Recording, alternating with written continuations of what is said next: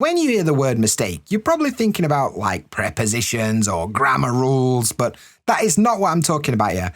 These mistakes are a much bigger problem, so let me help you avoid them. Alright, mate, and welcome to the BritSpeakPod, the podcast designed to help you understand British life, British culture, and of course, British English. So, let's get cracking. Hey up, mate. How you doing today?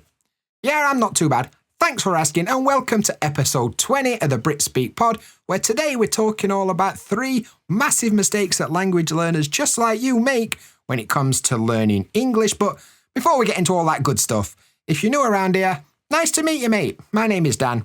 Do me a favour, please subscribe to this podcast wherever you get your podcasts from. I'd proper appreciate that. And if you're not new around here, welcome back. It's nice to see you again. I hope you had a nice week. Anyway, today we're talking about English mistakes. And these things are the kind of mistakes that are holding you back when it comes to reaching your language goals. I'm not talking about phrasal verbs or prepositions or grammar or anything like that. We're talking about actual big mistakes that language learners make, right? I made these mistakes. You're probably making these mistakes. John down the street's probably making these mistakes. We're all making these mistakes. We're all human. It's natural we make mistakes, but obviously we want to avoid making them. So today I'm going to go through the 3 biggest mistakes that you're probably making when it comes to learning English and what you can do to kind of avoid making these mistakes, yeah? Sound good? Well, let's jump in. The 3rd biggest mistake that people often make when it comes to learning a language is they choose stuff that doesn't interest them when it comes to finding materials, right? You know, we've all been there. We don't really know what we're doing. We go to the bookshop and we buy a textbook. You know, an English textbook. That's a good way to learn. So, I mean, I've got shelves full of bloody textbooks behind me. I'll tell you now, they don't work. But you go to the bookshop, you buy a textbook, and it's filled with these artificial conversations that are not real. You know, it's Mr. Green and he meets John at the park. Hello, Mr. Green. How are you doing today? Well, John, I'm in a bit of a pickle. Oh dear, Mr. Green. You know, this kind of stuff that nobody has ever said in the real world. And, you know, just these textbooks are just filled with these artificial conversations that are not like real life, yeah? So, to me, that sounds proper boring. I don't know about you. It's not for me. Also, you'll get like these audio courses. It used to be back in the day, you'd get like a series of CDs or cassettes if you're as old as I am. But nowadays, you probably just download MP3s or something, or whatever the kids are doing nowadays.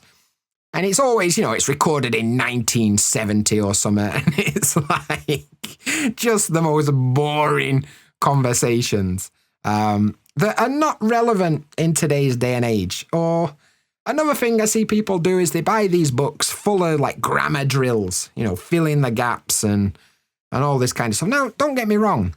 Fill in the gaps exercises have a place, they have a time. They're not evil, so to speak.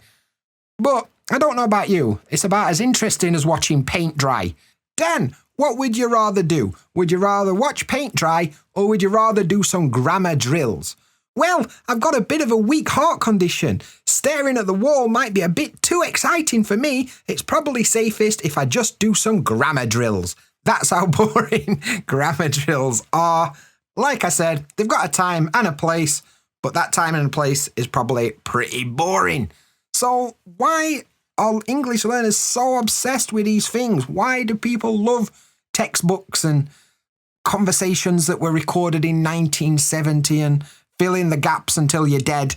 I don't get the appeal. Like, I can understand that that's what you think you should do. Everybody thinks that. When I started learning Japanese, I went and bought grammar books because I thought that's what you were supposed to do. Like, bookshops sell all these books because obviously there's a reason, because people keep buying them. So obviously that's the correct thing to do, yeah? But for me, I don't want to be bored when I'm learning a language. It's supposed to be fun, you know? It's not supposed to make me want to bang my head against a wall.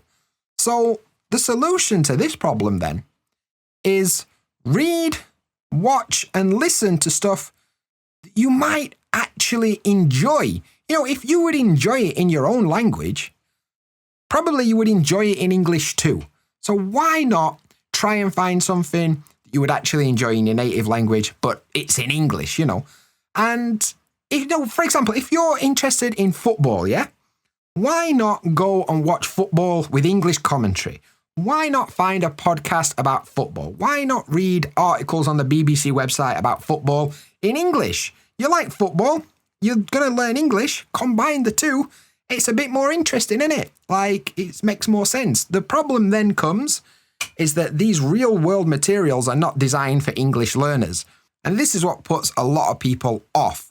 It's like jumping into the swimming pool in the deep end, It's hard work suddenly trying to understand materials that are made for native speakers because until now, you've probably just been using these textbooks with artificial conversations from the 1970s that are designed to be easy to understand for you. But now, it's a whole different kettle of fish, isn't it? We are using materials that regular, normal English speakers use. And that's going to be hard. But it is good because A, you're challenging yourself and you're naturally going to learn new things and experience words that you're not going to find in your textbook and all this other stuff. You're going outside your comfort zone, so it's going to be tricky. But it is beneficial for you because the sooner you get over that hump, the sooner you take the stabilizers off the bike and learn to just cycle, the better.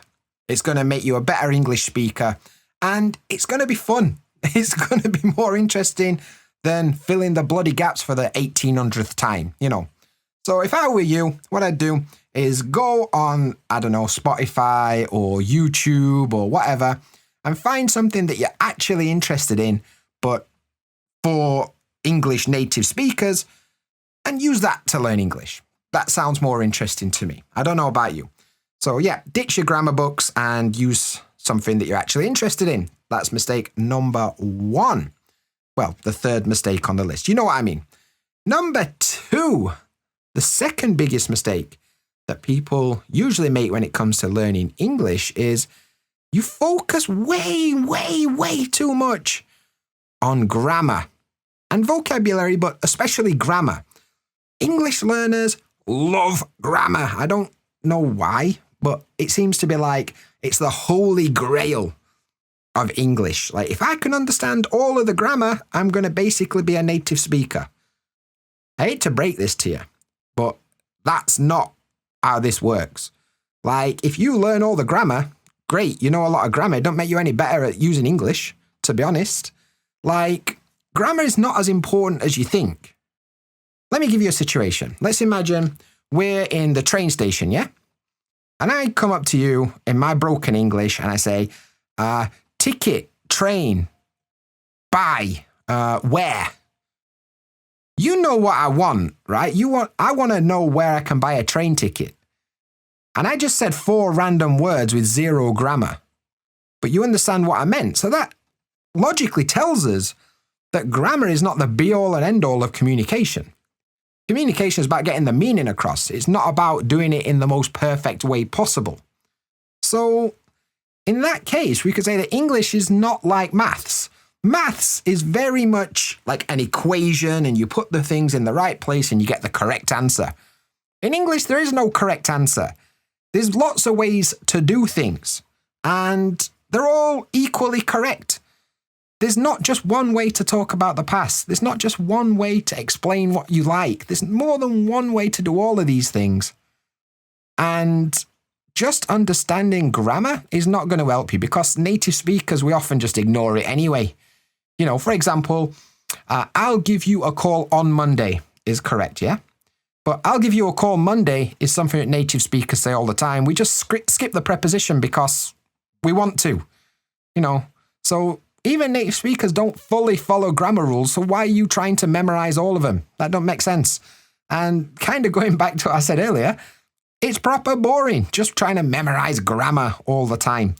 Now, there is once again, a time and a place for it. You've got to have some understanding of grammar, especially the most common patterns, you've got to kind of understand it, but it's not maths. You don't need to remember all these little equations to pull them out of your pocket when you need them. It's more a case of learning to communicate, and grammar just kind of helps you organize your thoughts and ideas. Now, vocabulary is another part of this where people get obsessed with just learning more words and more words and more words, which is kind of pointless. In English, there's 5,000 words, right? It's called the core 5,000. And these are the 5,000 most commonly used English words. And if you know these 5,000 words, that's 95% of all the English you're going to hear day in, day out. Like, the 5% after that is, random vocabulary and stuff like that. But the 5,000 core vocabulary is enough for 95% of everything. So why do you want to know 20,000 words? Is it really going to help you? Or is it just something that you do to make yourself feel better?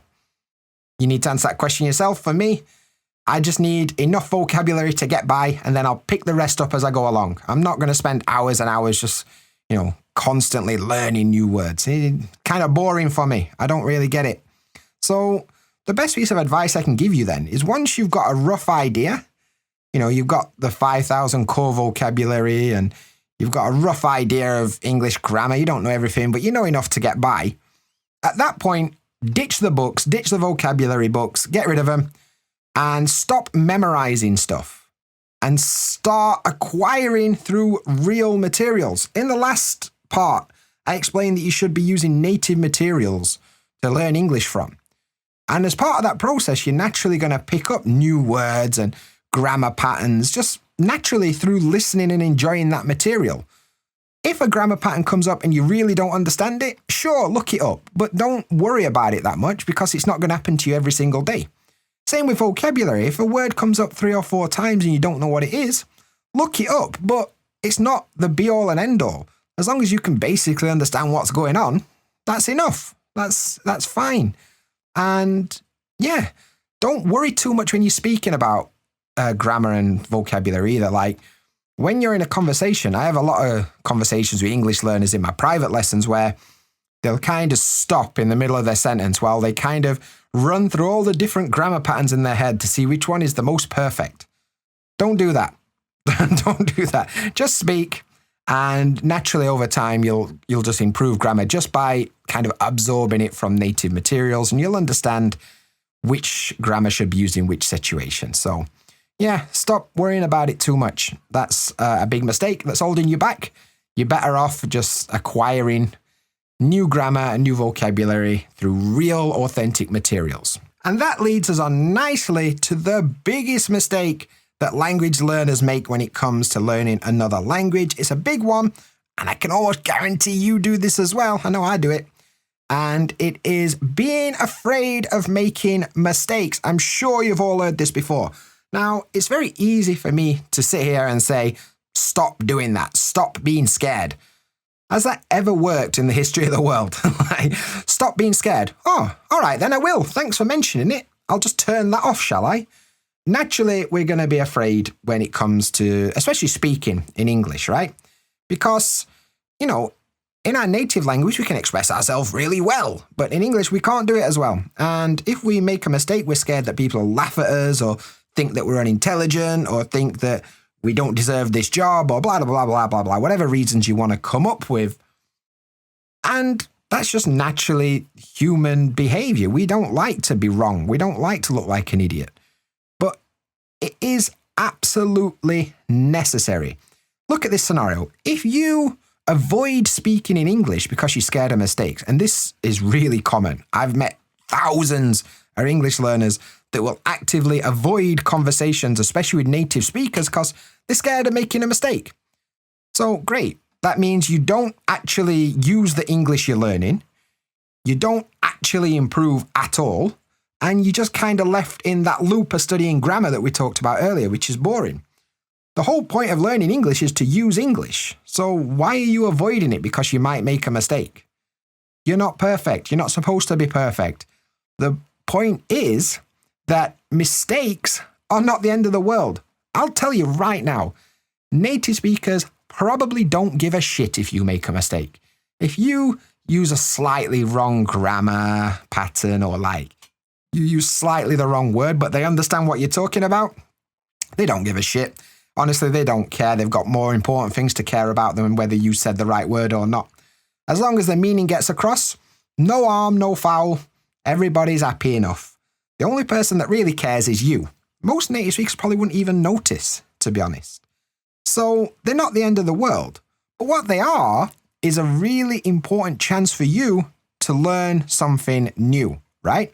When it comes to learning a language, we have to make mistakes in order to understand it's not correct. And when we know it's not correct, we can fix it, right? I read somewhere that in order to become fluent in a language, you've got to make 10,000 mistakes, right? So if you're not making mistakes because you're scared, how on earth are you going to get better? Well, the answer's pretty simple. You're not. So changing of your mindset is really important, where a mistake is not a bad thing. A mistake is a chance to improve. And when you understand that, the game completely changes. It becomes, let's make as many mistakes as possible, learn the lesson, and that way we get better quicker, right? Which is what we all want. We all want to get better at English as quickly as possible. So go out there, make mistakes, try to experiment with the English you know. You'll soon work out what is good and what is bad based on the facial expression of the person you're talking to. And when you've identified one of these mistakes, go and learn what's wrong, fix it, so then next time you don't make the mistake again. The big problem is making the same mistake over and over again. That's a problem. But if you make a mistake and learn the lesson, mate, that is good news. So do that more, is what I would say. As soon as you make a million mistakes, you're not going to be scared about making mistakes anymore. You know what I'm saying? If it just becomes part of your daily routine to make mistakes in English, you're not going to be scared of it anymore. In the same way that like people who work at the zoo that have to feed sharks or whatever are probably not that scared of sharks anymore. You know, they do it every day. It's normal for them. And the same will be true when it comes to making mistakes in English. So those are the 3 biggest mistakes that language learners make. I'd love to know what you think. Do you make these mistakes? Be honest. Let me know. If you're listening on Spotify, you can leave me a comment. What are some other mistakes that you think people make that you're not sure how to fix? Let me know. Maybe I'll cover it in a future episode. But other than that, I hope you found that useful. And this podcast comes from a place of understanding and love. The reason I understand all this is because I did the exact same stuff in Japanese. And I'm in the process of doing the exact same stuff in Portuguese. And I've got a lot of experience working with people in private lessons that I kind of see the same mistakes over and over and over again. And I'm not pointing this out to be like, ha, ha, ha, ha, you made a mistake. I'm pointing it out because getting over these 3 things will actually help you progress in English and get to where you want to be. And that's kind of the point, right? And if you need a bit of extra help getting to where you want to be, I have got private lessons available. You know where to find me. It's britspeak.co/services. If you're interested in private lessons, send me a message. We'll talk about it and I'll show you how I can help you get to your language goals. Other than that, please subscribe to this podcast wherever you get your podcasts from, or you can go to britspeak.co/BritSpeakPod and you'll never miss an episode. But that's it for this one, and I'll catch you in the next one. See you there.